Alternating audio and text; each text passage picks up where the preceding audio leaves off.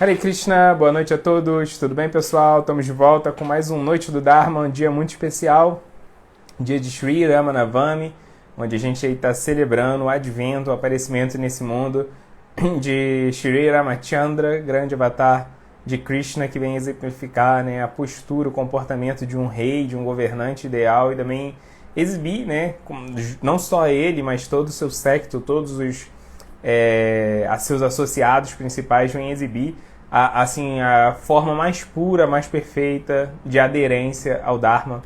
Então é uma data muito especial dentro do nosso calendário Vaishnava. E a gente vai estar falando hoje um pouco, não só sobre Ramachandra, mas a gente vai estar falando um pouco sobre como Ramachandra ele exemplifica os diferentes tipos de yoga nos seus passatempos, né? Então, a gente vê na Bhagavad Gita Krishna claramente explicando sobre Karma Yoga, Jnana Yoga, Dhyana Yoga, Bhakti Yoga, os 4 principais tipos, né, de Yoga. Karma Yoga, a Yoga da ação, como a gente pode agir de forma ética, de forma aderente ao Dharma, como a gente pode neutralizar o karma das nossas ações por agir de forma correta, já que o karma ele é a resposta, né, do mundo material às nossas ações egoístas, nossas ações mundanas, né? Então, como agir com a mentalidade correta, né, de forma correta. Jnana Yoga, como a gente pode adquirir conhecimento real, conhecimento espiritual, que pode ajudar a gente a atravessar o ciclo de nascimentos e mortes, apesar de todas as nossas limitações, né, para obter conhecimento. Então, a gente sabe assim que nós temos sentidos imperfeitos, nossa capacidade de raciocinar, de filosofar é imperfeita. Como que a gente pode adquirir conhecimento perfeito? Krishna explica Jnana Yoga, né? Dhyana Yoga, Yoga da meditação. Então a mente, como Krishna fala no capítulo 6 da Bhagavad Gita, ela pode ser nossa maior inimiga, mas também pode ser nossa melhor amiga, né? Então Dhyana Yoga, Yoga da meditação, para a gente poder purificar nossa mente, focando a mente na transcendência, focando a mente mesmo em Krishna. E por fim, Bhakti Yoga, como se tornar um Bhakta, né? A palavra Bhakta vem da palavra Bhaj, que é reciprocar, da raiz Bhaj, que é reciprocar. Então, como eu posso reciprocar amorosamente com Deus, né? Todos esses modelos de yoga são explicados por Krishna na Bhagavad Gita, mas a gente poderia se perguntar assim, nos passatempos de Ramachandra, como que Ramachandra ele revela esse conhecimento? Como que Ramachandra fornece esse conhecimento a respeito dessas modalidades de yoga? Então hoje, né, nesse dia de Ramanavami, a gente vai tentar refletir um pouco sobre isso, né? Como que a gente pode aprender Karma Yoga, Jnana Yoga, Dhyana Yoga e Bhakti Yoga com o Ramayana, com os passatempos de Ramachandra. Tá bom, pessoal? Então, sem mais delongas, vamos nessa, vamos começar falando sobre Karma Yoga, né? Yoga da ação correta. Então, até no Yoga Sutra, no primeiro verso do 2º capítulo do Yoga Sutra, que é o Sadhana Pada, né, quando o Patanjali ele vai explicar no Yoga Sutra como alguém pode praticar o yoga mesmo na sua vida, no seu dia a dia. O primeiro verso ele vai falar sobre Kriya Yoga, né, que é um sinônimo de Karma Yoga, né? A raiz é igual, né, tanto da palavra Kriya quanto da palavra Karma, né, que é a raiz Kriti, né, a ideia de fazer, de agir. Então, Kriya Yoga é um sinônimo de Karma Yoga. Então, Patanjali vai falar que Kriya Yoga começa com tapasya, né, começa com austeridade. E esse ponto é um ponto também que Krishna vai trabalhar na Bhagavad Gita, quando Krishna explica Karma Yoga, explica o tipo de comportamento que a gente tem que ter nesse mundo. Ele também vai falar sobre a importância dessa tapasya, né? E o que é essa tapasya, o que é essa austeridade? Né? A gente sabe que tudo nesse mundo, para funcionar, precisa de austeridade. Para você começar qualquer projeto, você precisa, né, ter uma determinada postura austera. Tanto que o próprio Senhor Brahma, o Criador do Universo, quando ele estava tentando entender quem ele era, ele estava tentando entender qual era o propósito da vida dele, antes dele criar o universo, né, assim que ele tinha surgido, ele estava perdido, perplexo, tentando entender, né, quem ele era, o que ele deveria fazer. Ele ouve, né, as sílabas sagradas, tá e pá, né, tapas, austeridade. Ele tinha que fazer austeridade para ele poder, de fato, entender quem ele era e, de fato, fazer o que ele precisava fazer. Né? Mas o que é austeridade? Austeridade é uma definição bem simples que Prabhupada apresenta pra gente. Austeridade é fazer aquilo que é correto, fazer aquilo que deve ser feito, né? Mesmo que seja desagradável. E evitar de fazer algo que é agradável para você, mas, no entanto, não é correto, né? Algo que é antiético. Então, normalmente, a gente tem esse viés de ação nesse mundo, a gente age de forma a atender os nossos próprios parâmetros de satisfação pessoal, de satisfação egoísta. A gente tem uma lente subjetiva da realidade, né? Para qual o melhor tipo de ação? Aquela que mais me satisfaz. Essa é a nossa natureza nesse mundo, porque, como o próprio Krishna fala no final do capítulo 3 da Bhagavad Gita, Kama, o desejo egoísta, ele já se assentou nos nossos sentidos, ele já se assentou no nosso intelecto, ele já se assentou na nossa mente, né, nas nossas emoções. Então, assim, o nosso viés de ação nesse mundo, ele é naturalmente egoísta. Agora, se a gente quer romper com esse egoísmo, se a gente quer ter uma visão objetiva da realidade, então a gente tem que fazer tapácia. A gente tem que agir de forma correta, né? Independente de como isso vai satisfazer a nossa necessidade, as nossas necessidades assim, imediatistas, né? Então, Ramachandra, ele explica, ele exemplifica através de seus passatempos Karma Yoga, porque Karma Yoga, né, Yoga da ação correta, começa com austeridade. Então, Ramachandra, ele exibe essa austeridade que é necessária para que a gente possa seguir Karma Yoga, num dos momentos assim mais marcantes dos seus passatempos, né? Num dos momentos assim mais icônicos, emblemáticos. Eu não vou contar assim cronologicamente os passatempos de Ramachandra, que hoje, né, a gente vai falando os pontos filosóficos e aí vai contando assim os passatempos assim correlatos a esse ponto filosófico que a gente vai falando, né? Mas na live que a gente fez de Ramayana no ano passado, lá a gente contou o passatempo de Ramachandra de uma ponta a outra, né? Cronológico, assim. Então, depois quem quiser ter uma visão geral, pode voltar e ver na nossa live do ano passado, tá bom? Mas, enfim, Ramachandra, ele exibe essa característica de tapácia, de austeridade, num ponto bem peculiar dos seus passatempos, que é quando seu pai, o rei Dasharata, pede para ele não assumir o trono, né? Porque Ramachandra era o príncipe primogênito, ele era o príncipe mais velho, então, por direito, ele deveria assumir o trono, né? Ele tinha outros 3 irmãos, e nem todos os irmãos de Ramachandra eram filhos da mesma mãe dele. O pai de Ramachandra tinha 3 esposas, né? Então, os filhos eram de esposas diferentes, e Ramachandra era o irmão mais velho, e ele assumiria o trono, e todo o povo estava satisfeito com o fato de Ramachandra ser o próximo rei, porque todo o povo do reino de Ayodhya amava Ramachandra, né? Inclusive os seus irmãos, eles estavam plenamente satisfeitos, porque seus irmãos, eles também amavam Ramachandra, né, completamente. Então nenhum deles queria estar na posição de Ramachandra, nenhum deles queria ter o reino, né? Todos eles estavam satisfeitos que Ramachandra, que é a própria personificação assim do Dharma, ia assumir o trono, né? Todo o reino estava em festa, todo mundo estava satisfeito com isso. Mas uma das rainhas, uma das esposas do rei Dasharata, né, que é a Kaikeyi, ela, em uma determinada vez, assim, no passado, ela tinha ajudado muito o rei quando ele sofreu uma lesão. E aí, por causa disso, ele falou que quando ela quisesse, ela poderia fazer um pedido, que ele ia atender o pedido dela sem hesitar, né? E ela não pede nada para ele, mas depois ela é mal aconselhada por uma criada dela a usar esse pedido que ela tinha para fazer com que ou o filho dela, Bharata, assumisse o trono, e não Ramachandra, que era o herdeiro natural, né? E aí, Dasharata, ele era um rei, ele era um kshatriya, né? Ele era alguém que tinha um dharma de governar, de administrar, e um ponto importante para quem tem esse dharma é nunca voltar atrás com sua própria palavra, né? E a palavra dele é que ele atenderia o pedido da rainha sem hesitar quando Kaikeyi quisesse fazer um pedido para ele, né? Então, ele não tinha o que fazer, ele ia ter que dar o reino para Bharata, né? E não para Ramachandra. Então, quando ele solicita isso para Ramachandra, que Ramachandra não assuma o reino, né, Ramachandra aceita na mesma hora, né? Bharata, que era o irmão de Ramachandra, que agora deveria assumir o reino, porque a mãe dele fez esse pedido, ele fica totalmente satisfeito. Ele fala, não vou assumir esse reino, não tenho nenhum interesse, né, em assumir o reino.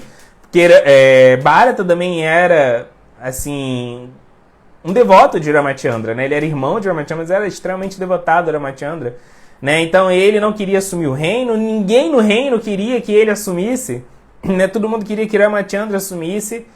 A própria mãe de Ramachandra, ela bota assim, uma certa pressão nele, fala, não, você não pode deixar isso acontecer, né? Porque Ramachandra, ele entendia que o povo amava tanto ele, que se ele ficasse no reino sem ser o rei, ia dar treta, ia dar guerra civil, né? Então o que ele fala? Eu vou me exilar, eu vou passar 14 anos na floresta, né? Assim, ele tinha que ficar...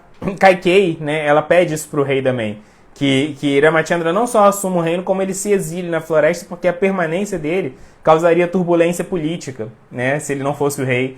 Então ele aceita o exílio, ele ia se exilar e a mãe dele fica desesperada. Ela fala, não vou ficar 14 anos, não vou conseguir viver 14 anos sem você aqui. Se você fizer isso, você vai estar acabando com a minha vida, né? Então Ramachandra, ele tinha toda essa pressão assim, emocional da mãe dele, de todos os cidadãos do reino, né? Todo mundo queria que ele ficasse, que ele assumisse o reino, mas ele vai lá e fala, não, eu vou fazer o que meu pai me tá pedindo para mim, né? Meu pai que é o nosso líder, e eu vou seguir ele, eu vou seguir o nosso líder, né? Porque se eu não sigo, se eu vou lá e pego o reino à força, mesmo que todo mundo fique satisfeito, eu vou estar dando um mau exemplo, né? Qual é esse mau exemplo? Eu vou mostrar que eu posso, assim, quebrar as regras só porque eu sou mais forte, só porque eu posso, né? Então uma pessoa que ela tem assim carisma, uma pessoa que tem admiração popular, uma pessoa que tem ali certa força, ela pode ir lá e conseguir as coisas sem seguir as regras, né? Isso é um mau exemplo que eu vou estar dando para a sociedade. Ele falou, mesmo se eu fizesse isso, eu administraria o reino bem, de acordo com o Dharma, mas eu estaria assumindo o reino de uma forma que não é dhármica, né? Então ele falou, não, eu preciso deixar esse bom exemplo para o mundo também, né? Eu tenho que seguir ali o desejo do meu pai de respeitar a linha de sucessão do trono, né? Eu sou o primogênito, mas meu pai está me preterindo em relação ao meu irmão Bharata. Tudo bem, eu não posso assim desrespeitar publicamente o meu pai. Eu tenho que seguir o Dharma, mesmo que isso seja desconfortável para mim, mesmo que seja inclusive desconfortável para minha mãe, mesmo para os outros cidadãos do reino, porque a gente tem que pensar a longo prazo, né? Normalmente essa percepção de como as nossas ações podem ter diferentes frutos a longo prazo é algo que a gente não tem, né? E é isso que a gente ganha ao praticar o processo de tapasya, né? É isso que a gente ganha ao se comportar de forma austera, pensando na consequência das nossas ações e não no prazer imediatista que ela vai nos trazer, né? Então a base de Karma Yoga é tapasya. Para a gente começar a agir de acordo com o Dharma, a gente tem que fazer o que é certo, não aquilo que necessariamente é agradável, né? Claro que quando as duas coisas são conjugadas, quando o que é certo e agradável, melhor ainda, né? Mas muitas vezes não é, né? Então a gente tem que fazer o que é certo. Então Ramachandra, ele exemplifica esse ponto de tapasya, né, nos passatempos dele. Esse é o primeiro ponto de Karma Yoga.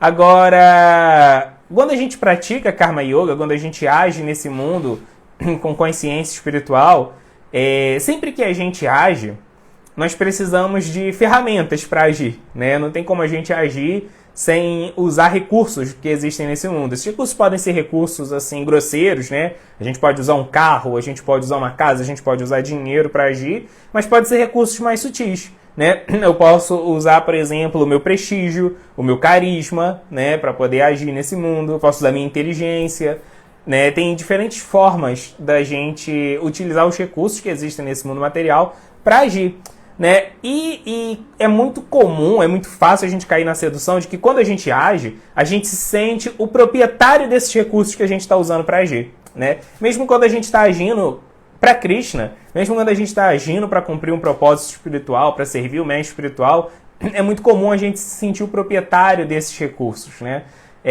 Então a gente tem que entender, como Krishna fala no final do capítulo 5 da Bhagavad Gita, que nós não somos o proprietário, né? O proprietário supremo é Krishna. E para a gente agir em Karma Yoga, a gente tem que lembrar que, inclusive, os recursos que a gente está usando para servir a Krishna nem são nossos, eles são de Krishna, né? Krishna fala que essa é a única forma de ter paz no mundo, né? Tanto que o verso onde Krishna fala sobre a importância da gente reconhecer assim, o papel de Krishna como proprietário supremo, né, o verso 29 do capítulo 5 da Bhagavad Gita, era um verso que Prabhupada chamava de a fórmula da paz, né? Porque quando todo mundo entende que as minhas propriedades não são minhas, são de Krishna, né, naturalmente a gente vai estar um passo de poder conseguir desenvolver verdadeira equanimidade, né? Quando a gente começa a se identificar com as nossas posses, a gente vai naturalmente solidificando o nosso falso ego, né, o que é chamado em sânscrito de aham mamata, né? Quanto mais você pensa no meu, mais você pensa no eu, né? E quanto mais a gente fortalece o nosso falso ego, mais a gente vai ter uma visão sectária da realidade, né? Mais a gente vai estar alinhado com quem pensa igual a gente, e mais a gente vai ter repúdio, mais a gente vai ter hostilidade com quem pensa diferente, mais a gente vai estar fechado com as pessoas do nosso grupo, e mais a gente vai estar, assim, com tendências de rivalidade com pessoas de outros grupos, né? Então, se a gente quer viver uma sociedade em paz, a gente tem que reconhecer que, na verdade, Krishna é o proprietário, né? Esse Krishna é o proprietário. Então, mesmo o que eu uso para servir a Krishna não é meu, então a mim só resta o serviço, né? A única coisa que eu tenho é o serviço. Se a única coisa que eu tenho é a possibilidade de servir, né? Nem o que eu uso para servir é meu, a única coisa que é genuinamente minha é o serviço, então quem eu sou é o servo. Né? Não tem como o meu falso ego ir para nenhum lado. Eu vou ter que me centrar no ego espiritual, porque a única coisa que eu tenho para chamar de meu é o serviço. Então a única coisa que eu posso ser é o servo, né? Então a gente tem que reconhecer que Krishna é o proprietário e se pôr nessa posição de servo. E a gente vê isso no passatempo do Ramayana, justamente quando Bharata, o irmão de Ramachandra, que deveria ficar com o trono quando Ramachandra sai em exílio, ele fala, não, eu não vou ser o rei, porque o rei é Ramachandra. Ramachandra é o verdadeiro proprietário desse reino, né? Ele entendia, Bharata entendia, que Ramachandra não era só o verdadeiro e legítimo rei, como ele entendia que Ramachandra era Deus, né? Ele entendia a natureza divina do irmão dele. Então, ele pega assim as sandálias de Ramachandra e bota no trono, né? E ele fala, agora meu irmão vai partir no exílio para cumprir o Dharma, para dar o exemplo do Dharma, e eu vou ficar aqui administrando o reino dele em nome dele, né? Mas o reino continua sendo dele, e eu aqui sou só um servo dele, né? Então essa postura da gente pôr sempre Krishna como o verdadeiro proprietário, né, de tudo, inclusive o proprietário do nosso sucesso.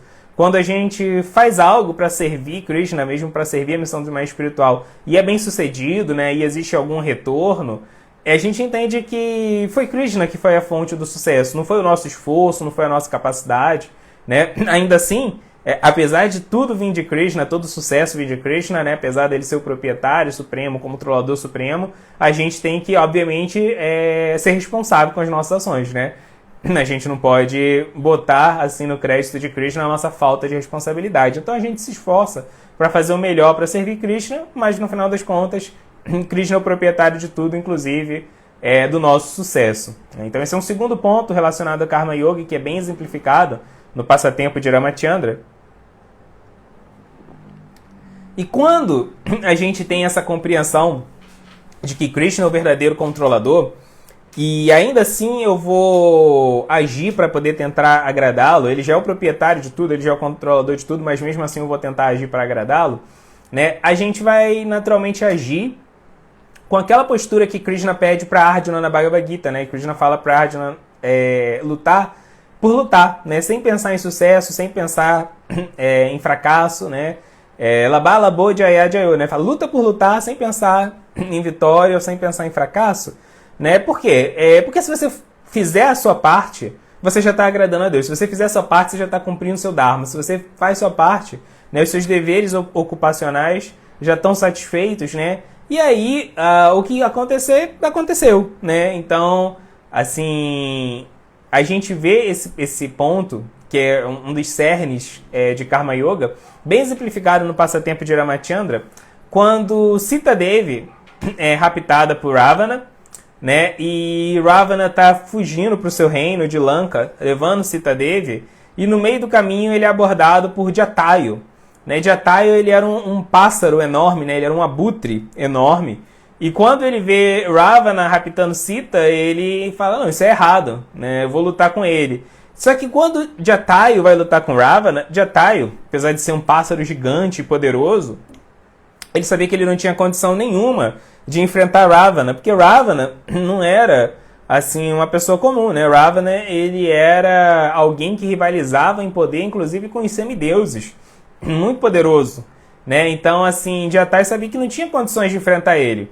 Mas Jatayu não pensa, essa é uma batalha perdida, então não vou lutar, né? Jatayu fala, não, essa é uma batalha que eu tenho que lutar, porque eu tô vendo ali uma pessoa, um homem que tá tentando fazer mal, né, pra uma mulher, tá tentando raptar uma mulher, sequestrar ela, e eu não posso ver isso e ficar passivo. Eu não posso ver isso e me omitir, né? Se eu tenho chances de ganhar essa batalha, não tenho nenhuma. Se eu ganhar, vai ser só por milagre. Mas ainda assim, meu dever é lutar, então eu vou lutar, né? Não tem problema se eu ganhar ou se eu perder. Eu tenho que lutar. Não tinha outra alternativa dármica ali a não ser lutar. E Jatayu enfrenta Ravana. Eles lutam e Ravana fere Jatayu, assim, fatalmente, né?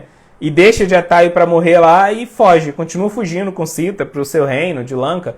Então Jatayu, ele não conseguiu impedir o sequestro de Sita Devi, né? E ele ainda foi ferido fatalmente, mas ainda assim ele não deixou de lutar. Ainda assim ele não deixou de cumprir o seu papel. Não deixou de seguir o Dharma, né? Ele ficou ferido lá fatalmente. E aí depois, quando o Rama tá rastreando Sita, tentando encontrar para onde Sita tinha sido levada, quando ele entende que ela foi sequestrada e tudo mais, ele encontra Jatayu ferido para morrer, ele conversa com o Jatayu e Jatayu conta, né? Ele conta quem tinha sequestrado Sita, fala que foi Ravana, e para onde ele estava indo, que era Lanka, né? Então ele fornece essa pista para Rama, mesmo que ele não conseguiu salvar Sita. Depois, as ações que ele fez, né, assim, tiveram frutos, porque ele depois foi encontrado por Ramachandra e ele deu as informações importantes para Ramachandra, e nessa hora que ele conta para Ramachandra quem tinha raptado Sita e para onde tinha levado ela, ele morre, né? E ele morre na presença do próprio Deus, né? Morre na presença de Ramachandra. Então, obviamente, a gente sabe que quem morre, né, pensando em Deus, quem morre tomando darshan, né, de Deus, assim, tendo a audiência, lembrando de Deus, visualizando a forma de Deus, essa pessoa é transferida para o mundo espiritual, né? Ainda mais que ele fez isso com a mentalidade de serviço, né? Então Jatayu, ele alcança a liberação nesse momento, né? E ele exemplifica esse ponto importante de Karma Yoga. Labala Bo Jaya Jayo. A gente luta por lutar, a gente faz o que é certo, mesmo que aparentemente a gente não tenha condição de ser bem sucedido, porque quem faz o bem, como Krishna fala na Bhagavad Gita, nunca é vencido pelo mal, né? Então não tem chance da gente ser frustrado quando a gente segue o Dharma. A gente pode até não ver os frutos das nossas ações, a gente pode morrer antes das nossas ações trazerem bons frutos para esse mundo. Mas com certeza isso vai acontecer, porque o Dharma sempre vai frutificar de forma favorável, de forma benéfica nesse mundo, né? Então a gente não vai, assim, ser o espectador, né, de todos os benefícios que vão existir no mundo por causa das nossas boas ações, das nossas ações a serviço de Deus, mas elas vão com certeza existir, né? E a gente faz com esse senso de desapego, né? E, inclusive, falando em desapego, desapego é um ponto importante também, né, em Karma Yoga, tanto que na Bhagavad Gita, Krishna ele vai falar de Karma Yoga no capítulo 3, né? E então ele vai ensinar como agir de forma correta, como agir de forma yógica no capítulo 3 da Bhagavad Gita. Aí no capítulo 4 ele vai falar de Jnana Yoga, Yoga do conhecimento. E depois ele junta essas duas coisas, né? Junta Karma Yoga com Jnana Yoga, e aí no capítulo 5 da Bhagavad Gita ele vai apresentar Karma Sannyasa Yoga, né? Que é yoga da gente agir, mas agir com sannyasa, agir com senso de renúncia, com senso de desapego, né? Então, a gente vai ver esse desapego exemplificado por Ramachandra logo depois que ele derrota Ravana, né? Ele vai até o reino de Ravana para salvar Sita Devi, ele luta com Ravana, luta com seu exército, ele derrota Ravana, mata Ravana, né? Então, Ramachandra, ele era um nobre, ele era um aristocrata, ele era um príncipe de um reino, né? Ayodhya. E normalmente o que assim um rei, quando derrota o rei de um outro território vizinho, ele faz? Ele anexa aquele território vizinho ao próprio território dele, né? Essa é a mentalidade imperialista padrão dos líderes políticos, mas o Ramachandra não fez isso. O Ramachandra, ele vai lá, derrota Ravana, e aí ele fala assim, bem, eu derrotei Ravana, eu derrotei o exército de Ravana, mas esse povo aqui de Lanka, agora eles precisam de um novo rei. Eu matei o rei deles, que era o Ravana, mas agora eu tenho que botar um novo rei no lugar. E esse rei tem que ser um nativo, tem que ser alguém daqui, né? Então ele não pega o reino para ele, pelo contrário, ele pega assim a coroa, que era de Ravana, e passa para Vibhishana, que era o irmão caçula de Ravana, que tinha coração puro, que tinha coração nobre. Apesar dele ser irmão de Ravana, ele não se parecia nem um pouco com Ravana em caráter, né? Ele era alguém totalmente justo, correto, dármico, né? Ele era alguém ali ideal para assumir o trono. Então Rama, ele fez o que ele tinha que fazer, mas depois ele agiu com desapego, né? E com isso ele estava exemplificando para a gente como a gente age em Karma Yoga, né? A gente age em Karma Yoga pensando em fazer o que é certo.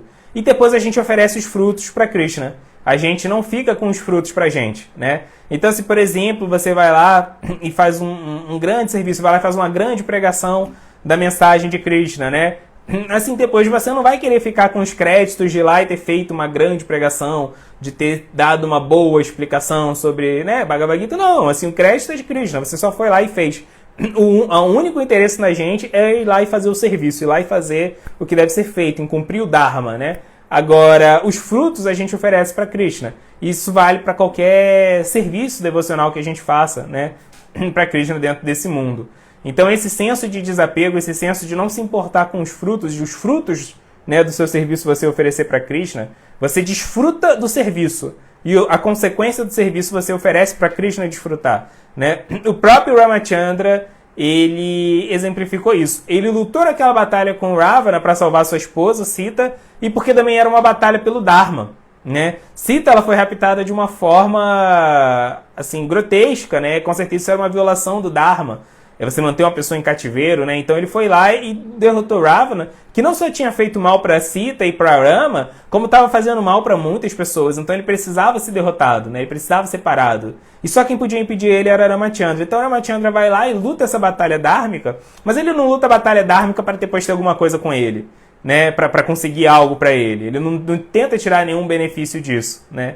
Então essa é a postura que a gente tem que ter enquanto a gente executa Karma Yoga, ação pura nesse mundo, né?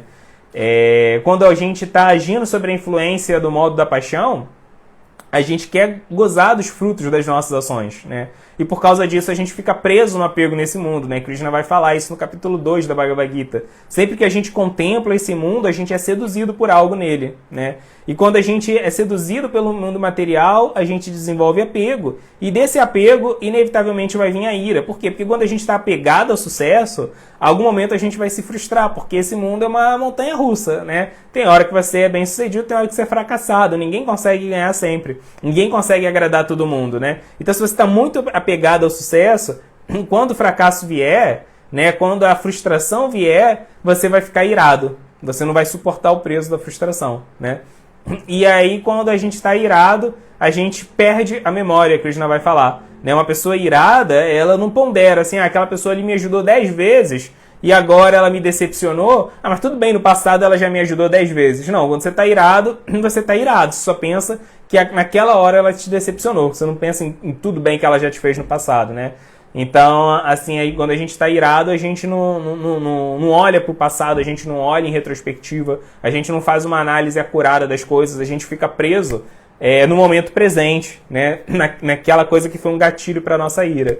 E aí Krishna fala, quando a gente perde a memória, a gente perde a inteligência. E perdendo a inteligência, perdendo a capacidade de discernimento, a gente afunda cada vez mais no poço da ignorância, né? Então, agir em Karma Yoga significa agir na bondade. Agir na bondade significa combater o bom combate, né? Você vai lá e faz o que tem que fazer, mas sem nenhuma pretensão de gozar dos frutos, né? Isso é exemplificado por Ramachandra nos seus passatempos, né? Então a gente vê que os passatempos de Ramachandra são plenos de lições sobre Karma Yoga. Mas não só Karma Yoga. Nos passatempos de Ramachandra, a gente também vai ver que existe Jnana Yoga, né? Então, Yoga do conhecimento.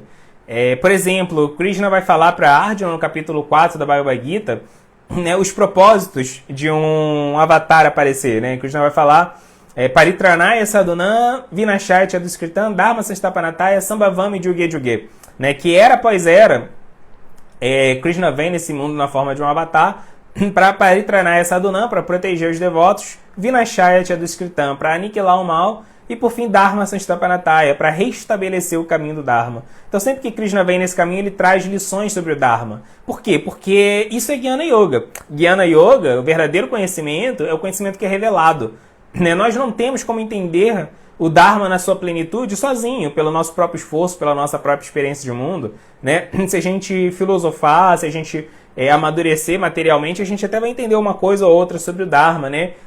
Por exemplo, qualquer pessoa sensata, ela entende que ela tem que proteger seus filhos, educar seus filhos, ela entende que ela tem que cumprir bem seus deveres profissionais, tem que ser um cidadão, né? Assim, alguma coisa sobre o Dharma nós conseguimos entender sozinho, mas assim, os níveis mais sutis, mais profundos, né, do Dharma, o Jaiva Dharma, o Dharma espiritual, é muito difícil a gente entender, né? Mesmo Arjuna, por exemplo, na Bhagavad Gita, que entendia Jnana Yoga, ele fica perplexo se ele tinha que lutar ou não. Né? Então existem dilemas éticos nesse mundo que mesmo uma pessoa sensata, mesmo uma pessoa razoável, uma pessoa ética, ela vai ficar encurralada. Então a gente precisa de Shabda, a gente precisa que o conhecimento perfeito seja revelado para a gente. Né? Por isso que um avatar tem que trazer o conhecimento perfeito. Então a gente está bem familiarizado com a pregação que Krishna faz na Bhagavad Gita, com a pregação, com as muitas pregações que Chaitanya fez nas mais diferentes ocasiões, né? Mas qual é a grande pregação assim de Ramachandra, né? A gente normalmente fala de Ramachandra mais ali como um príncipe lutando na batalha de Lanka, fazendo a ponte, né, da Índia até Lanka, esses passatempos, ou então a sua relação conjugal com Sita Devi. Mas Ramachandra como professor, Ramachandra ensinou o Dharma, Ramachandra revelou Shabda, né, conhecimento perfeito, sim, né? E a gente vê isso em algumas conversas que Ramachandra teve, que ficaram registradas em algumas escrituras. Em uma delas, inclusive, se chama Rama Gita. Né? Rama Gita é uma conversa de Rama com Lakshmana, e ela está registrada no Brahmanda Purana. Nessa conversa, a gente vai ver que Ramachandra ele vai falar basicamente dos mesmos tópicos que Krishna fala na Bhagavad Gita, né? Então lá ele vai explicar sobre o Atma, né? Sobre o eu, vai explicar sobre Prakriti, o reino material, vai explicar sobre Maya, a ilusão material, vai falar sobre o Purusha, né? O Senhor Supremo, que é a fonte tanto da matéria quanto da alma, e vai falar sobre Bhakti. Ele vai estabelecer que só Bhakti, que só a devoção a esse Purusha pode salvar totalmente o Atma, o eu, né, de Maya, da ilusão material, e somente praticando Bhakti, o Atma consegue conviver em Prakriti, o reino material, assim, protegido, né, preservando sua integridade espiritual.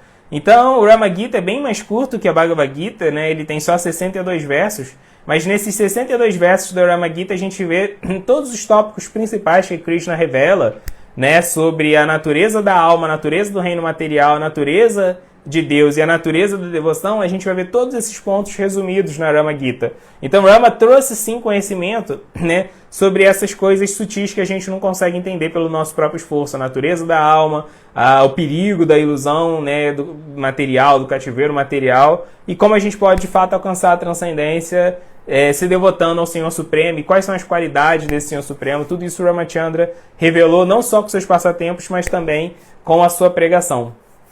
Então esse é um ponto de como Ramachandra estabelece Jnana Yoga, mas Ramachandra ele não só traz o conhecimento de Jnana Yoga, como ele também se sujeita à sucessão discipular. Né? Krishna vai falar isso no final do capítulo 4 da Bhagavad Gita, que se a gente quer aprender Jnana Yoga, se a gente quer absorver esse conhecimento, né, transcendental do yoga, a gente não basta a gente aprender uma teoria. A gente tem que se vincular a uma sucessão discipular, uma cadeia de mestres e discípulos que estão vivenciando, né, assim, ao longo da história, o âmago dessa sabedoria, né, espiritual. Então, o próprio Krishna, quando vem nesse mundo, Krishna ele aceita um mestre espiritual. Ele não prega só sobre a importância de ser um mestre espiritual, ele não é só um mestre espiritual para Arjuna, ele dá o exemplo, ele vai lá e se torna um discípulo de Sandipani Muni. Né? Ele tem um guru. Né? E, em geral, quando Deus vem nesse mundo, Deus também aceita gurus, aceita mestres espirituais para dar o exemplo. Né? Então, Ramachandra ele protegeu a sucessão discipular, né, aceitando fazer parte dessa sucessão discipular. Ele também me deu exemplo. Se o próprio Ramachandra aceitou um guru, foi treinado por esse guru, quem somos nós para não fazer isso, né? Então Ramachandra, na sua infância, Ramachandra e seus 3 irmãos, eles se tornam discípulos de Vashishta Rishi, né? Um grande sábio védico. Então, durante a infância, eles foram para o Gurukula, para a escola desse mestre espiritual, aprenderam com ele. Ramachandra foi um grande discípulo. E quando Ramachandra e Lakshmana, né, eles eram mais velhos, Ramachandra e seu irmão Lakshmana, outro mestre espiritual chamado Vishwamrita, ele vai até o reino de Ramachandra e ele se queixa que o local onde estava o eremitério dele, né, onde estava ali o ashram dele e o ashram de outros sábios no meio da floresta, estava sendo constantemente aquele local, estava sendo constantemente atacado por demônios, por rakshasas, né, demônios canibais. E ele pede para Rama e Lakshmana defenderem eles, banirem esses demônios canibais daquela área, para que aqueles sábios pudessem meditar em paz, pudessem estudar em paz, para que depois eles pudessem transmitir esse conhecimento para a sociedade, né? Então, Ramachandra, ele era bem jovem nessa época, quase um adolescente, né? E o pai dele fica muito preocupado de Rama e Lakshmana, que eram 2 jovens, irem lá fazer uma missão tão arriscada. Mas Ramachandra vai, Rama e Lakshmana vão lá porque eles falam, não, isso aqui é a missão mais importante que a gente pode fazer, é proteger aqueles que estão transmitindo conhecimento transcendental, né? Então eles vão lá e de fato eles derrotam, banem, né, esses demônios. Então Ramachandra, ele mostra a importância da gente fazer parte da sucessão discipular para receber Gyana, o conhecimento transcendental, e também da gente proteger essa sucessão discipular, né? Como o próprio Krishna vai falar na Bhagavad Gita, você não tem só que se aproximar de um mestre espiritual, mas você tem que se aproximar de um mestre espiritual com humildade, tirar todas as suas dúvidas, né, com esse mestre. Você não tem que receber o conhecimento dele de forma dogmática, mas você tem que refletir sobre o conhecimento e tirar suas dúvidas ali com ele, e depois você tem que servir esse mestre, né? Você não pode só receber o conhecimento dele, você tem que retribuir servindo ele. Então Ramachandra, ele retribui a sucessão discipular, protegendo eles, livrando a área onde os grandes sábios viviam na floresta, né, dos perigos. Então, Ramachandra explica a importância de Gyana Yoga para a gente dessa forma, nos seus passatempos. E, por fim, um dos pontos mais importantes de Gyana Yoga, que Krishna vai falar no capítulo 16 da Bhagavad Gita, é que Gyana Yoga ajuda a gente a entender de forma muito clara qual é a diferença entre as qualidades divinas e as qualidades demoníacas, né? Todos nós temos o potencial para desenvolvermos as duas. Então, Krishna, por exemplo, na Bhagavad Gita, ele vai descrever quais são as principais qualidades divinas, as principais qualidades demoníacas, né? E Ramachandra, no passatempo dele, a gente vai ver que essas qualidades divinas e demoníacas que Krishna fala na Bhagavad Gita, elas são bem exemplificadas assim, de forma explícita, no comportamento dos associados de Ramachandra e no comportamento dos adversários de Ramachandra, né? Então a gente vai ver que Sita, Rama, Lakshmana, Hanuman, todos eles assim são assim o exemplo do que Krishna fala na Bhagavad Gita em termos de qualidades divinas, né? São pacientes, são tolerantes, são retos, né? Eles sempre botam o Dharma na frente da sua própria satisfação pessoal, né? Eles vão ser pacíficos sempre que possível, né? Então a gente vai ver todas essas qualidades divinas exemplificadas no caráter de Rama e de seus associados, mas a gente vai ver que no caráter dos Shivais de Ramachandra, como Ravana e Shurpanakha,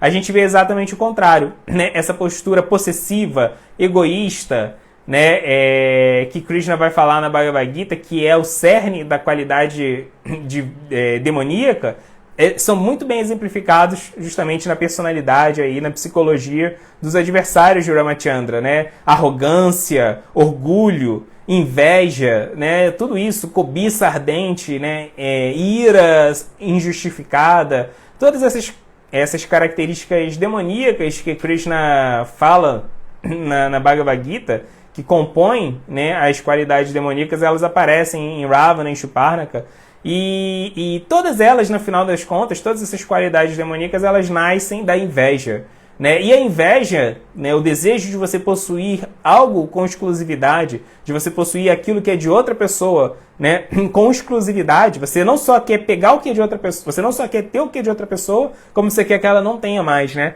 inveja é a principal característica demoníaca, daí que nascem todas as outras qualidades demoníacas, né? A ponto de que Rupa Goswami ele vai falar que se alguém consegue eliminar a inveja, mesmo que essa pessoa tenha outros defeitos, é questão de tempo para esses outros defeitos irem embora.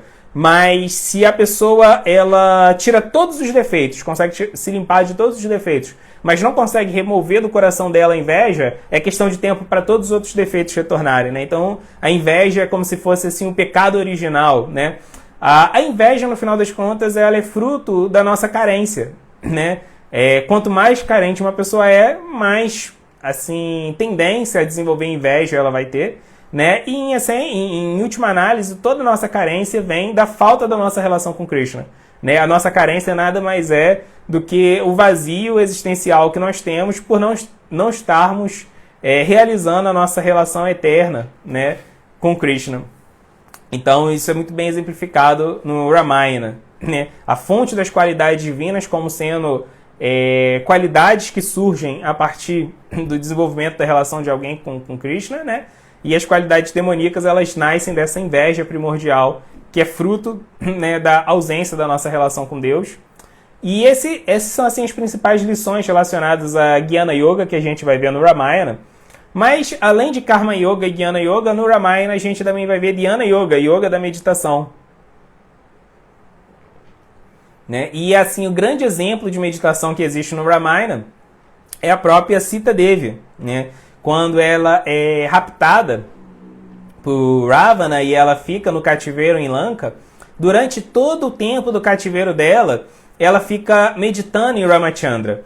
E essa meditação que Sita faz em Ramachandra é o que se chama, né, de Vipralamba. Vipralamba é esse sentimento de saudade, de separação de Deus, né? Nós podemos nos relacionar com Deus com dois tipos de humores, né, com dois tipos de psicologias principais. Sambhoga ou Vipralamba, né, com humor de união, né, de integração ou com humor de separação de Deus. Então esses dois sentimentos assim básicos, eles são os pilares de toda a psicologia espiritual, né, que existe em Bhakti, que existe na relação com Deus, né? Então Sita, ela durante todo o período do cativeiro, ela vai meditando profundamente em Ramachandra, em separação, e ela sofre da separação, né, com Ramachandra, mas como o Prabhupada explica pra gente, qualquer sentimento espiritual, ele é dotado de rasa, né? Ele é dotado de doçuras espirituais, e tudo aquilo que é espiritual é Satitananda, né? É eterno, é pleno de consciência, de conhecimento, e é bem-aventurado, é Ananda, né? Então, a saudade que um devoto puro sente de Krishna Vipralamba é um sentimento doloroso, né? Mas é um sentimento doloroso que ainda assim é bem-aventurado. Não tem como a gente resolver esse paradoxo dentro da nossa cabeça, porque dentro da nossa experiência emocional, dentro do mundo material, não existe uma emoção que ao mesmo tempo é dolorosa, né, que parte o nosso coração, e ao mesmo tempo é uma experiência prazerosa, né, plena de doçura, né? Não existe isso dentro desse mundo, porque é um mundo de dualidade. Mas essa dualidade não existe no mundo espiritual, né? Então, por exemplo, quando Krishna deixa Vrindavana, né, quando Krishna Balarama deixa Vrindavana, isso é muito forte, isso parte o coração dos Vrajavasis, né, a ponto deles parecerem pessoas loucas. Quando Uddhava vai visitar Vrindavana, muitos anos depois, né, Uddhava, primo, né, de Krishna Balarama, ele vai visitar Vrindavana em nome de Krishna para apaziguar o sentimento de saudade que os Vrajavasis estavam sentindo. Ele vai lá e fica desolado, ele fica de coração partido em ver como estava todo mundo lá. As golpes, então, eram as que estavam mais sofrendo, né? Então as pessoas elas nem conseguiam lá em Vrindavana botar assim a sua roupa mais de forma adequada, eles botavam as roupas todas erradas, eles não conseguiam fazer lá o seu labor agrícola de forma correta, né? Mas ao mesmo tempo, Uddhava fica alguns meses em Vrindavana, e à medida que ele vai ficando em Vrindavana, cada vez mais ele percebe que eles estavam plenos de bem-aventurança ali, que eles eram os maiores devotos de Krishna, saboreando essa Vipralamba, esse sentimento de saudade, de separação de Krishna, né? A tal ponto que Uddhava, no final da sua estadia em Vrindavana, ele ora para que ele pudesse nascer uma grama em Vrindavana e as golpes pisassem em cima dele, deixassem a poeira dos pés de lótus, né, nessa grama. Então, a gente vê assim a super excelência, a qualidade elevada desse tipo de emoção espiritual que é Vipralamba. A gente sentir saudades, né? A gente sentir falta, a gente sentir a separação de Deus, né? Vishwanatha Chakravarti, assim, um grande mestre da nossa tradição no século XVII, ele vai falar que inclusive esse Vipralamba, esse sentimento de saudade, esse sentimento de separação com Krishna, que é o responsável por acabar com o nosso karma, né? Quando a gente vai avançando espiritualmente, a gente vai se situando no modo da bondade, a gente vai adquirindo conhecimento espiritual, a gente vai servindo a missão do mestre espiritual, a gente vai erradicando o nosso karma, a gente vai purificando a nossa condição material, né? Mas existe um resíduo de karma que mesmo assim, quando alguém se torna um devoto puro, um amante, né, puro de Krishna, sobra ali um residinho de karma que não vai embora, né? Então o que acontece? Para poder extirpar de vez esse último resquício, né, de karma que sobrou, mesmo num devoto puro, o devoto puro, antes de voltar para o mundo espiritual, ele primeiro encarna em um planeta onde o próprio Krishna está presente, um planeta material onde Krishna está presente, né? E dentro desse planeta material, ele vai estar ali próximo de Krishna, mas ele não vai conseguir concretizar sua relação com Krishna. Por exemplo, né, a gente vê que quando Krishna dança na dança da rasa com as gopis, tem algumas gopis que tentaram ir para a dança da rasa, mas não conseguiram. Elas foram pegas antes de ir para a dança da rasa, aconteceu algum imprevisto, elas não conseguiram chegar na dança da rasa, né? Então, assim, os familiares delas viram que elas estavam tentando fugir de casa para ir na dança da rasa, não deixaram, né? Então, essas aí, elas ficaram ali com o coração consumido por esse sentimento de separação com Krishna. Elas queriam estar com Krishna, mas não conseguiram. Quase conseguiram, mas não conseguiram. Então, elas ficam ali com o coração, né, ardendo de separação. Tem vaqueirinhos que são amigos ali, né, fazem parte da comunidade, mas eles não conseguem chegar para brincar com Krishna. Quando eles chegam, a brincadeira já acabou. Por aí vai, né? Então, por que esses devotos ali, eles estão sentindo a separação de Krishna, que é um sentimento tão intenso, né? Segundo Prabhupada, esse sentimento ele consegue ser ainda mais intenso do que Sambhoga, o sentimento de união com Krishna, e é esse sentimento que vai extirpar assim, o resto de karma que ainda existe no devoto puro, para ele se tornar um devoto totalmente transcendental e poder ir para o mundo espiritual, no seu corpo espiritual, servir Krishna lá eternamente, né? Então a gente tem que cultivar esse sentimento de separação de Krishna, né? Pra gente é difícil cultivar o sentimento de separação de Krishna porque a gente não tem a experiência de Sambhoga, né? A gente não tem a experiência de união com Krishna. É claro, a gente, né, se une a Krishna quando a gente canta o Maha Mantra Hare Krishna, né, ali na nossa japa, quando a gente serve a deidade de Krishna, quando a gente lê o Srimad Bhagavatam. Tudo isso a gente está unido a Krishna, mas a gente ainda não experimentou a raça de estar vendo a deidade como Krishna de verdade, né? Ali, eu sei que é o próprio Krishna, não só entendo intelectualmente que é Krishna, mas eu estou vendo Krishna, eu estou experimentando que o santo nome é Krishna, né? Eu estou entendendo que o Bhagavatam é o próprio Krishna mesmo, né? Estou vendo Krishna ali, estou sentindo ele se relacionar comigo. Se a gente não teve isso, não tem como a gente vir para Lamba, saudade plena de Krishna, saudade, né, intensa de Krishna. Então, assim, para quem não teve esses Sambhogas, nós não tivemos esse Sambhoga ainda, essa união intensa com Krishna, como que a gente vai ter a separação? Né? Então, para quem, né, para quem está na nossa plataforma, para a gente que ainda não teve Sambhoga, a gente não teve Sambhoga com Krishna, a gente não teve a união com Krishna. Mas a gente pode experimentar na plataforma onde nós estamos, Sambhoga, a união, com a missão do mestre espiritual. Então, se a gente consegue experimentar uma união muito intensa com a missão do mestre espiritual, com serviços específicos na missão do mestre espiritual, a gente pode experimentar Vipralamba, a gente pode experimentar essa separação, né? A gente tem que estar sempre experimentando, pelo menos, o senso de união e separação com um serviço devocional, com um serviço a Srila Prabhupada, né? Quando a gente está ali fazendo um serviço, a gente se sente grato, feliz por estar fazendo um serviço, mas quando a gente está fazendo alguma outra coisa que não é um serviço direto à missão do mestre espiritual, a gente pode experimentar Vipralamba, a saudade de estar ali na linha da frente, né, fazendo um serviço direto para contribuir para o crescimento da missão do mestre espiritual, né? Então a gente aprende isso com Sita Devi, a importância de manter essa meditação constante com esse sentimento de separação no próprio Krishna, né, no próprio Ramachandra. E um outro exemplo de Dhyana Yoga, de yoga meditativa, que a gente vê nos passatempos de Ramachandra, é com os sábios de Dandakaranya, né? Os sábios de Dandakaranya, eles eram grandes peritos nas Upanishads, né? E eles viram Sita, Rama, Lakshmana, eles puderam conviver com eles, e eles se apegaram a Ramachandra. E eles se apegaram a Ramachandra com um senso específico, né? O amor que Rama sentia por Sita e o amor que Sita sentia por Rama, né? O amor conjugal que eles compartilhavam entre eles, era tão forte, era tão intenso, era tão belo, era tão cativante, que esses sábios quiseram se tornar amantes de Ramachandra também, né? Mas eles não podiam se tornar amantes de Ramachandra, né? Eles não podiam nascer como amantes de Ramachandra em outra vida. Por quê? Porque Ramachandra, ele tem um voto de que ele só vai ter uma única esposa, que é Sita Devi, né? Mesmo ele sendo um rei numa época onde a poligamia era permitida, ele não adota a poligamia, né? Krishna adota, Krishna tem milhares de esposas, mas Ramachandra não. Ramachandra ele faz o voto de fidelidade eterna a Sita. A única consorte de Ramachandra é Sita Devi, não só naquela vida, mas né, por toda a eternidade. Então os sábios de Dandakaranya, eles queriam ter a mesma posição de Sita, eles queriam ser ali amantes da própria personalidade de Deus, mas eles sabiam que não podiam ser de Ramachandra. Então eles cultivam, eles começam a meditar, eles se unem ali, ficam meditando profundamente para que em outra vida eles possam desfrutar dessa madhurya rasa, dessa relação conjugal, né, com a outra forma de Ramachandra.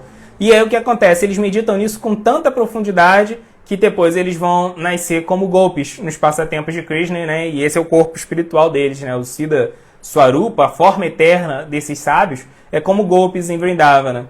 Então, a gente tem que cultivar, como os Goswamis de Vrindavana ensinaram pra gente, a gente tem que cultivar uma raça específica com Krishna, né? Isso é algo muito importante, a gente tem que ter uma relação com Krishna, porque isso vai dar força, isso vai dar estabilidade, isso vai dar intensidade para a nossa meditação, né? Quando nós ainda somos canistaricares, devotos neófitos, devotos que ainda não conseguem controlar seus sentidos, suas emoções, que ainda não têm conhecimento sobre serviço devocional, a gente, né, se apega a Krishna de uma forma um pouco genérica. A gente gosta de Krishna e dos avatares todos e curte os passatempos. Mas quando alguém se torna um devoto madhyama, um devoto maduro, um devoto que já não tem mais dificuldade, né, em seguir os 4 princípios, um devoto que já tem conhecimento, né, que já estudou o Bhagavatam, já estudou o Chaitanya Charitamrita, já está fixo no serviço do mestre espiritual, já não tem mais dificuldade nenhuma de cantar 16 voltas de japa, muito pelo contrário, ele é super apegado ao serviço devocional, um devoto assim que, mesmo que ele tenha algum apego material, que ele tenha apegos materiais, o apego que ele tem pela missão do mestre espiritual é o principal apego que ele tem, ele vive trabalhando para expandir a missão do mestre espiritual, né? Um devoto que chegou nessa plataforma, que não é um devoto puro, mas é um devoto maduro, né, que as pessoas conseguem, né, assim, de certa forma, se abrigar nele, né, serem ajudadas por ele. Quando a gente atinge essa plataforma de devoto maduro, Madhyamadikari, a gente tem que se identificar com uma raça, a gente tem que se identificar com um tipo de relação específica com Krishna e meditar em Krishna cobiçando essa raça, desejando ardentemente desenvolver esse tipo de relação com Krishna. Normalmente a gente tem essa opinião assim no senso comum de que a gente não tem que pensar em qual é a nossa relação eterna com Krishna, que quando a gente se tornar um devoto puro a gente vai saber qual é a nossa relação, mas o que a gente vê os Goswamis de Vrindavana falando é justamente o contrário. Para a gente se tornar um devoto puro a gente tem que antes cultivar uma raça, a gente tem que cultivar o desejo ardente de ter uma relação específica com Krishna, né? Porque se a gente não deseja se ocupar numa raça específica com Krishna, ter um tipo de relação específica com Krishna, a gente não vai desenvolver o que é chamado tecnicamente de Staibhava, né, que é um sentimento perene, um sentimento forte, um sentimento sólido em relação a Krishna. A gente vai amar a Krishna de um jeito meio genérico, né? Agora o problema é que a gente não ama a Maya de um jeito genérico. A gente ama a Maya de um jeito bem definido. A gente tem os nossos apegos, as nossas atrações pelo reino material muito bem consolidadas. Não é que a gente gosta de Maya assim, de uma forma abstrata, não. Cada pessoa tem assim os itens dentro desse mundo que já assim sequestram o coração, o nosso coração. Então, para a gente poder neutralizar essa influência de Maya e para a gente desenvolver mesmo a nossa identidade espiritual, a gente tem que ter assim, o desejo de ter um tipo de serviço específico para Krishna no mundo espiritual, uma raça específica, né? E então, existe um desvio na vida espiritual que é chamado Sahaja. Sahaja, né, o Sahaja, é quando a gente tenta antecipar a plataforma espiritual. A gente ainda está na plataforma material, mas está querendo agir como se fosse um devoto puro, né? Então, a gente vê que às vezes as pessoas confundem você desejar ter uma relação eterna com Krishna com sadhya, com você estar ali antecipando a vida espiritual. Não é. Quando você entende que eu não sou um devoto puro, mas pelo menos eu já sou um devoto maduro, eu não estou me confundindo, né? Eu estou fixo no serviço devocional, eu tenho estabilidade na vida espiritual, eu sou uma pessoa sóbria, sei me relacionar com os devotos, sei me relacionar com o mais espiritual. E tem minhas contaminações materiais, né? Mas pelo menos já estou fixo na vida devocional, na vida espiritual. Então eu posso cultivar um desejo de ter uma relação com Krishna. Mas se, por exemplo, se eu desejo ser um vaqueirinho, uma gopi, uma personalidade idosa no mundo espiritual, isso não significa que agora eu estou achando que eu já sou uma gopi, que eu já estou achando que eu sou um vaqueiro. Não, eu sei bem que eu sou. Eu sei que eu sou alguém que ainda está nas garras de Maya, eu sei que eu sou alguém que ainda tem muito que se purificar, mas eu já tenho uma atração específica por Krishna, né? E agora eu vou cultivar essa atração, né? Então, isso é um ponto importante. A gente vê os sábios de Dandakaranya exemplificando muito bem esse ponto de Dhyana Yoga, a importância da gente meditar numa relação específica com Krishna, para a gente poder ter um avanço sólido, um avanço substancial, para a gente não passar a vida inteira sendo um devoto neófito. Isso é uma posição muito perigosa, permanecer sempre como um devoto neófito. Não, a gente tem que avançar, né? Mesmo para poder servir Krishna e o mestre espiritual melhor, a gente tem que avançar. E por fim, já falamos de Karma Yoga, Jnana Yoga e Dhyana Yoga no Ramayana. Então, para finalizar a noite, vamos falar agora de Bhakti Yoga no Ramayana. E não tem como falar de Bhakti Yoga nos passatempos de Ramachandra sem falar, né, de Hanuman. Porque o grande Rama Bhakta, o grande devoto de Ramachandra, é Hanuman, né? E Hanuman, ele é um devoto tão grandioso que ele exemplifica os 9 tipos de serviços devocionais principais, né? A gente vê no 7º canto do Srimad Bhagavatam, Prahlada Maharaja descrevendo quais são os 7 serviços devocionais principais, né? Que é Shravana, ouvir sobre Krishna, ouvir o conhecimento espiritual, ouvir o nome de Krishna. Kirtana, né? Que é você cantar o nome de Krishna, compartilhar Krishna Katha, né? Conhecimento sobre Krishna. Smarana, você sempre meditar em Krishna, refletir sobre Krishna, se lembrar de Krishna. Padasevana, fazer serviço prático para Krishna, fazer serviço prático para os devotos de Krishna. Archana, adorar a deidade de Krishna. Vandana, orar para Krishna. Dasya, né, ser um servo de Krishna. Sakya, fazer amizade com Krishna. E por fim, Atmanivedana, se render completamente a Krishna, né? E Hanuman fez todos esses itens do serviço devocional, né, de forma perfeita com Ramachandra. A gente vai ver que, por exemplo, Hanuman, ele cultivou muito conhecimento sobre Ramachandra, ele ouviu sobre Ramachandra de Surya, né, Suryadeva, o deus do sol, né? Então, na sua infância, Hanuman, ele era filho do deus do vento, né? Então ele tinha ali uma certa familiaridade com alguns dos deuses, alguns dos semideuses, né? Então ele desenvolve uma relação bem legal com Surya, com o deus do sol, e Surya narra para ele assim várias aparições, vários avatares de Krishna que já apareceram nesse mundo. E quando ele narra assim aparições anteriores de Ramachandra, Hanuman fica muito apegado. Então Hanuman, antes dele fazer qualquer serviço devocional prático para Ramachandra, antes dele conhecer Ramachandra, ele já tinha ouvido muito sobre Ramachandra de Surya, do deus do sol, né? Então a importância da gente ouvir é exemplificada por Hanuman. E Hanuman não só ouve, né, mas ele também prega. Inclusive a gente vai ver no Brihad Bhagavatamrita, um livro bem legal assim, de Sanatana Goswami, tem uma parte desse livro onde Narada Muni ele estava querendo assim, encontrar o maior devoto, né, o maior devoto de Deus assim, que tem no mundo.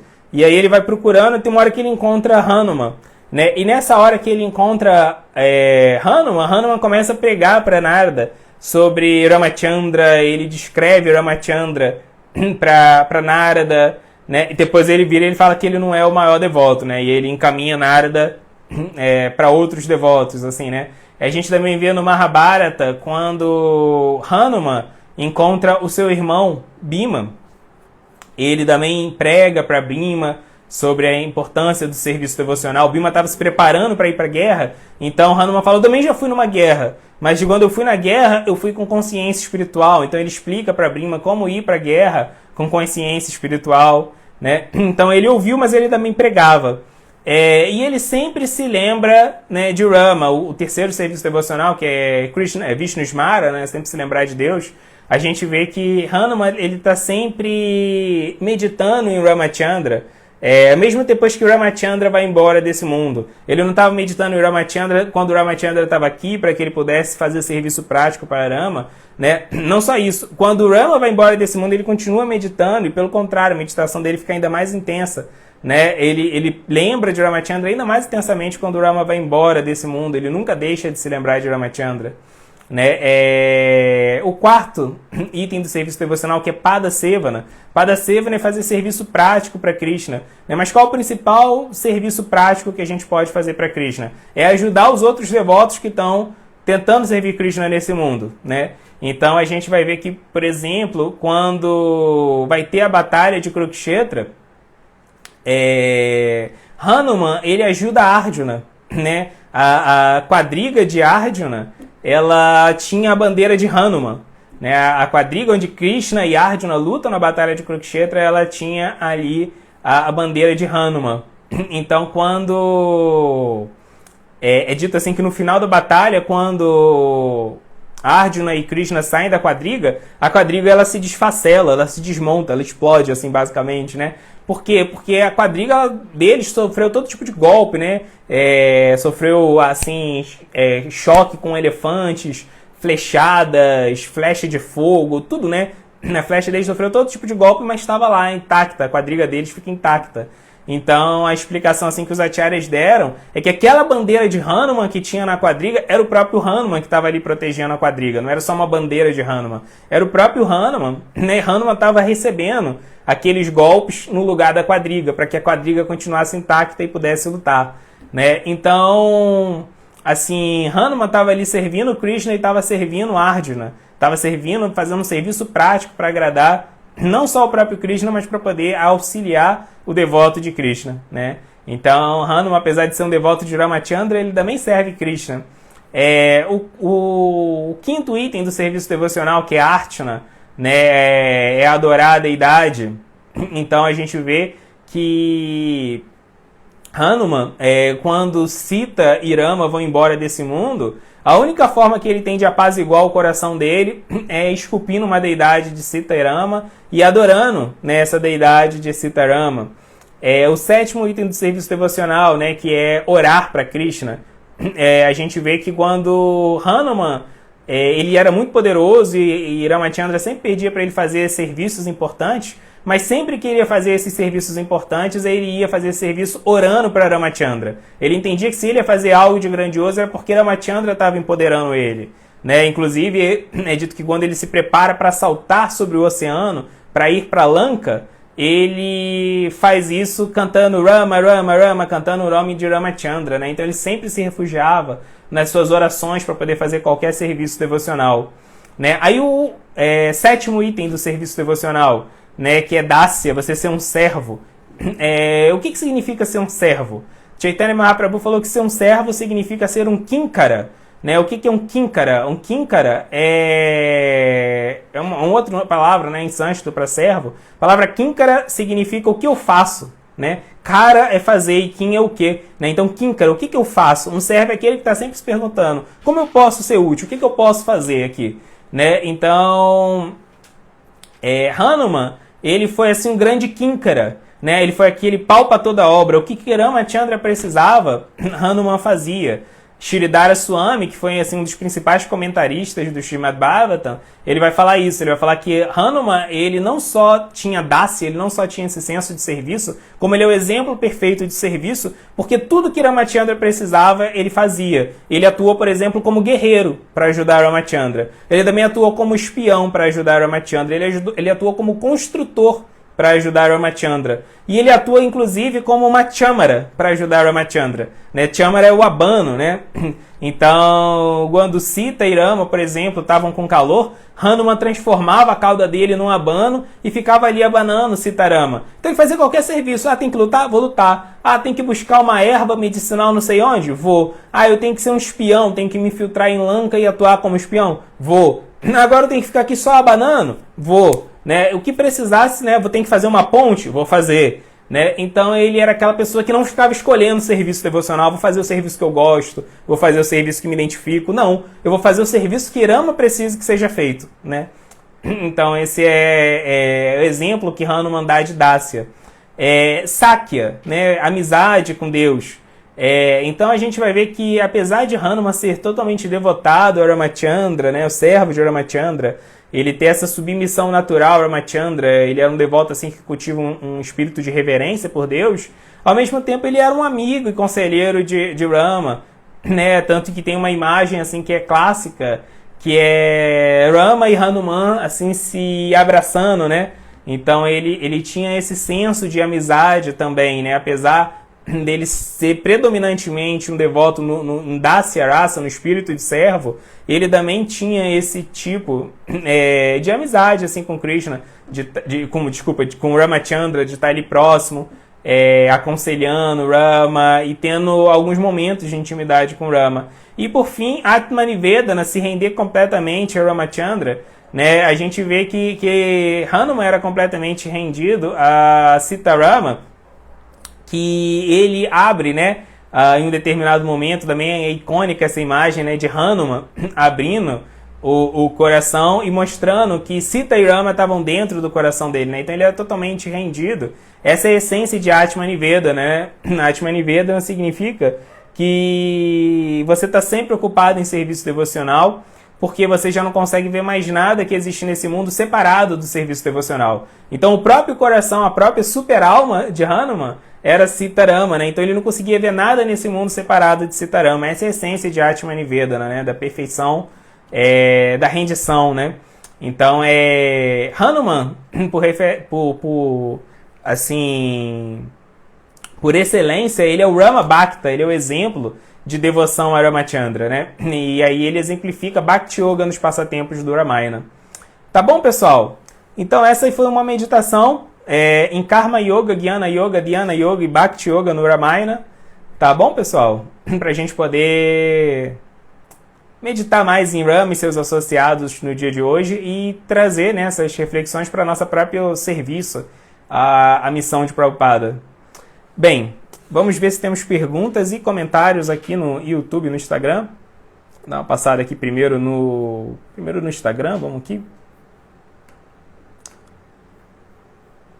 Então, vamos lá, pessoal. Aqui no Instagram é mais difícil ver o nome do pessoal, mas vou tentar ver o nome de quem mandou mensagem, pelo menos. Então, Patrícia, a Maria Rita, a Luísa, Samantha, Lenice, Flávia, a Rita, o Laércio. É isso, pessoal. Boa noite, Hare Krishna. Obrigado aí pela presença. Hare Krishna também para quem eu não consegui ver o nome. Então vamos ver se temos perguntas e comentários. A Flávia comentou: entregar tudo para Krishna é a melhor coisa. É muito fácil ser pego pela vaidade, e a vaidade causa agitação, porque dá muito trabalho mantê-la. Exatamente, perfeito, né? Assim, se render a Krishna é, de certa forma, tirar um fardo, né, material assim, das costas. É exatamente isso mesmo. Tanto que esse apego, né, essa vaidade aí, é o modo da paixão, né? E o modo da paixão é sofrimento, né? A palavra paixão significa sofrimento, né? Patos, né? Patos é isso, né? É sofrimento, da palavra patologia, é a mesma raiz, a mesma etimologia da palavra paixão. Né? Por exemplo, semana que vem, paixão de Cristo, né? O sofrimento de Cristo no Calvário, né? Então, paixão, esse desejo pelo sucesso, é isso, sempre causa sofrimento, é uma doideira manter. Perfeito. Vamos lá, próximo comentário aqui. Laércio comentou: Mãe Devaki demonstra muito bem essa dor de separação por Krishna. Exatamente, né? Quando Krishna vai para Vrindavana, Devaki sofre de separação, depois ao contrário, né? Quando Krishna e Balarama voltam de Vrindavana para Mathura, aí a mãe Yashoda que vai sofrer de separação. Exatamente. A Laércio comentou: a mãe de Sri Rama também sente a separação de Ramachandra. Sim, né? Inclusive Devaki e a mãe de Ramachandra, Kaushalya, né, que é a mãe de Ramachandra, são a mesma pessoa, né? São encarnações diferentes da mesma pessoa. A Luísa comentou: esse vazio que sentimos não seria uma nostalgia, saudade do que já tivemos antes de vir para aqui? Essa dúvida eu sempre tenho. Esse vazio que a gente tem é uma separação de Krishna mesmo, né? Somos destinados a ter relação com Krishna, né? Se a gente já teve uma relação com Cristo, se a gente já teve com ele no mundo espiritual, aí eu já não sei.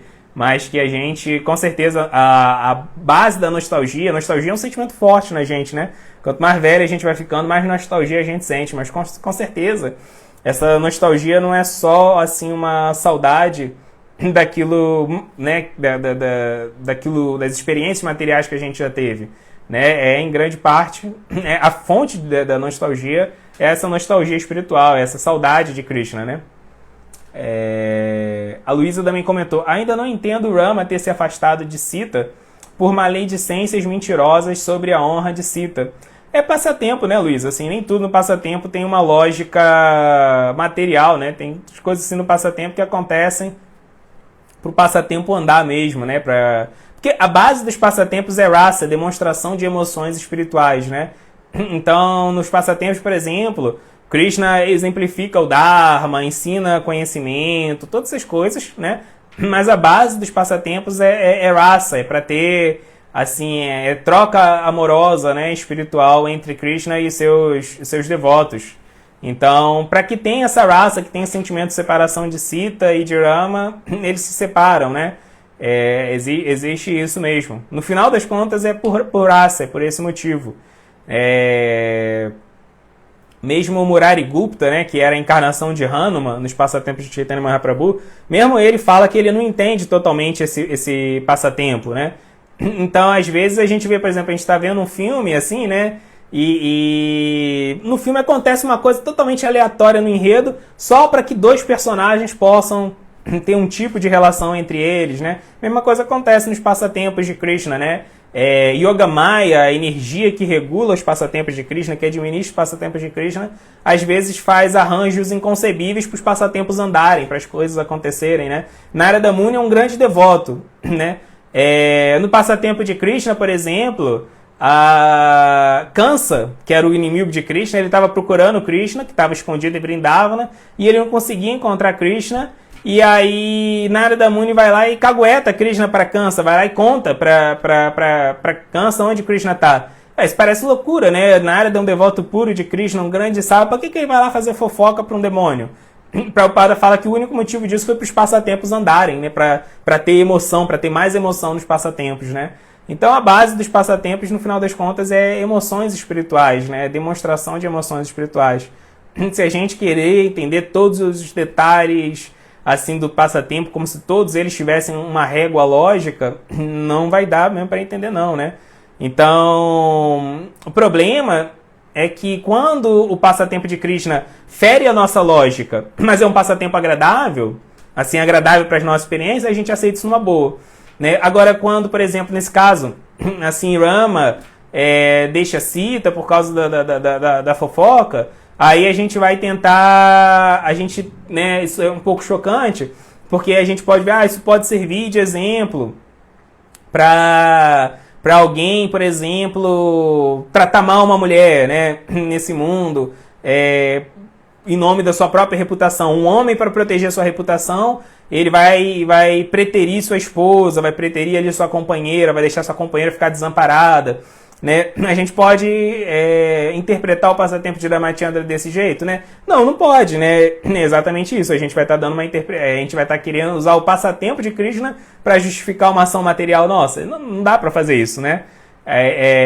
Então, assim, o erro, por exemplo, não está no passatempo. O erro está em quem tenta fazer ali o passatempo, tenta imitar os atos de Krishna, né? A gente não tem que imitar Krishna. Então, vou tentar agora usar o passatempo para justificar minhas ações nesse mundo. Não funciona assim. É igual o Prabhupada fala, por exemplo, de Shiva fumando maconha, né? Shiva fuma maconha, a gente pode fumar maconha? Não. Shiva bebe o oceano de veneno. A gente consegue beber um oceano de veneno e ficar vivo, né? Não consegue. Então, se a gente não pode imitar Shiva, a gente também não pode imitar Rama, né? Rama, ele não feriu o Dharma, ele não feriu a obrigação dele com Sita. Aquilo ali foi só para a história andar, para ter emoção, né? E outra coisa, Krishna, Rama e Chaitanya, quando eles agem nesse mundo, eles agem de forma... Eles são as Nararupas, né? São Krishna atuando em formas humanas, né? Krishna, Rama e Chaitanya. Então, muitas vezes eles agem como Deus, mas muitas vezes eles agem como humanos, né? como humanos erram, né? E por isso, aparentemente, muitas vezes Krishna, Rama e Chaitanya, eles aparentemente erram nos seus passatempos, né? É que para ter emoção, eles estão atuando como humanos, nem sempre eles estão atuando como Deus nos passatempos, né? Por isso que Krishna vai falar na Bhagavad Gita que é tolice a gente querer usar os mesmos parâmetros que a gente usa para julgar um humano, para julgar Krishna quando ele vem na forma humana nesse mundo, né? Então é um passatempo isso, assim, Luiz. Passatempo tem sua dimensão lúdica, mística, romântica, né? O passatempo não tem só uma dimensão moral. O passatempo tem uma dimensão moral, mas a gente não pode resumir o passatempo a unicamente essa faceta. Porque se a gente fizesse isso, a gente estaria empobrecendo o passatempo. O passatempo é uma coisa transcendental, tem várias dimensões, né? A dimensão moral é só uma delas, né? Então, a história de Sitarama é uma história de amor, assim, extrema, né? E toda a história de amor, assim, intensa, no final das contas é um novelão, né? A história de Sitarama é meio dramalhão mesmo, assim, dramalhão transcendental. Então tem essas coisas aí chocantes. Como a Flávia botou, né? Aquela treta fundamental pro desenrolar da história. É isso aí mesmo, né? É só pra passar tempo e ir pra frente mesmo. Não dá pra gente só entender isso só com pura razão. Tem que entender com raça também. Vamos lá, vamos pro YouTube. Então, Hare Krishna, galera do YouTube. Vamos ver se eu consigo ver aqui o nome de todo mundo. O Raghavananda tá aqui, Thalita, Bhaktirasa, a Padma, Hare Krishna Padma, quanto tempo? Alexandre, a Nívia, a Krishna Vijaya, a Anne, o Francisco, o Vinícius, a Patrícia, a Maria das Graças, o Breno, a Célia. Hare Krishna, pessoal, obrigado, boa noite, reverências. Vamos ver se temos perguntas. A Krishna Vijay botou assim: estou assistindo a live de Gurudeva, amanhã vejo sua palestra. Muito bom, Krishna Vijay, com certeza. A preferência é do Maharaj Navantara. Depois eu vou ver a palestra dele também. É isso aí, Krishna Vijay.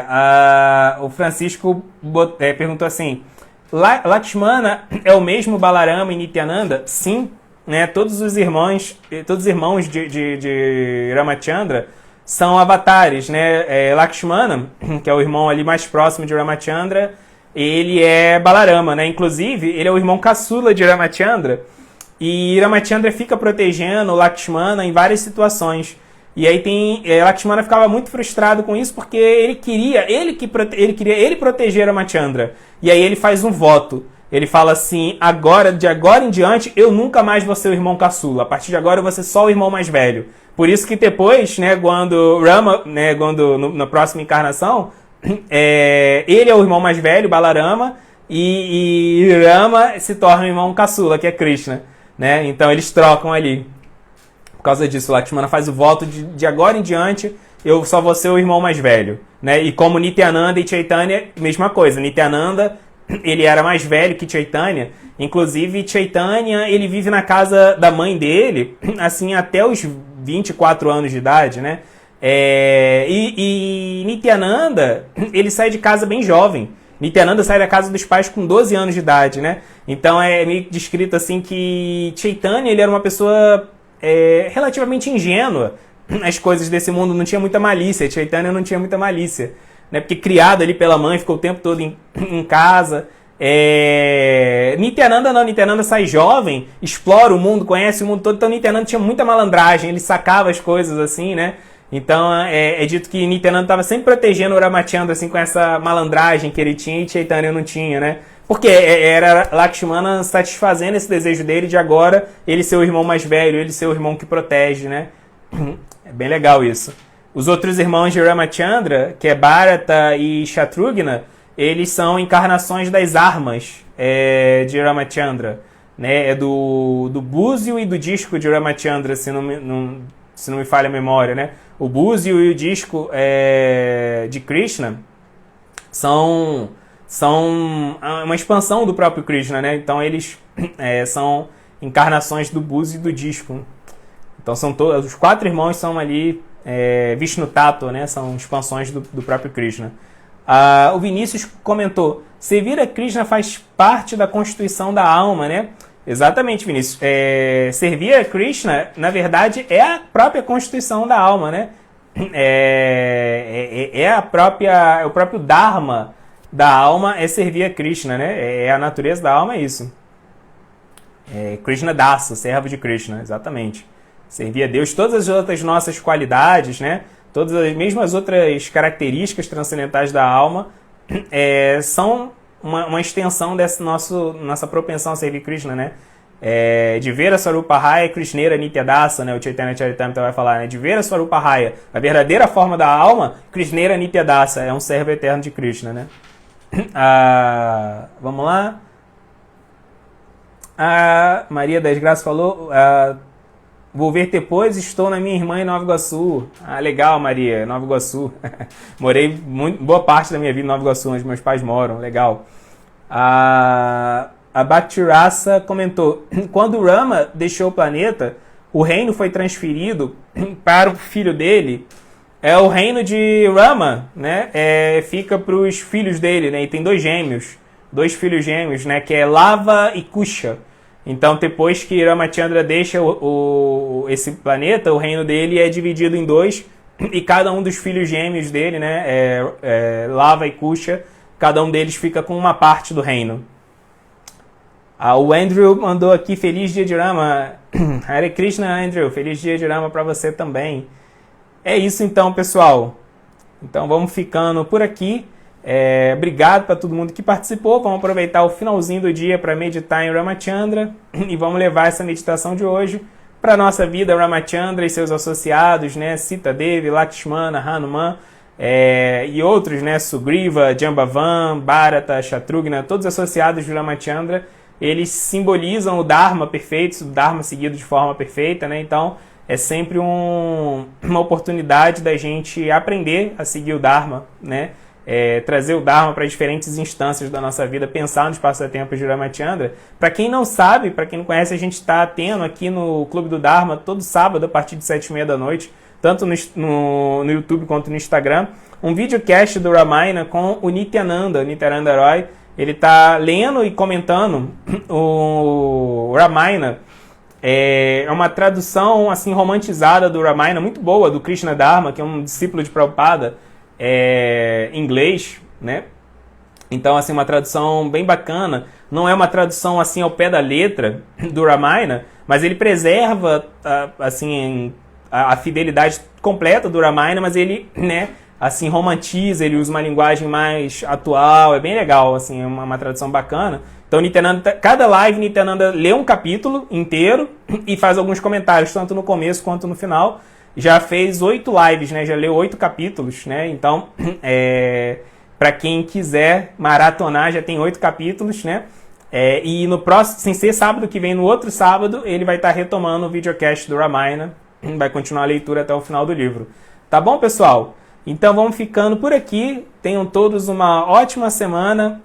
Raghupati Raghava Rajaram Patita Pavana Sitaram. Todas as glórias a Shri Shri Sitaram. Srila Prabhupada Ki Jai, Shri Ramachandra Ki Jai. Hare Krishna.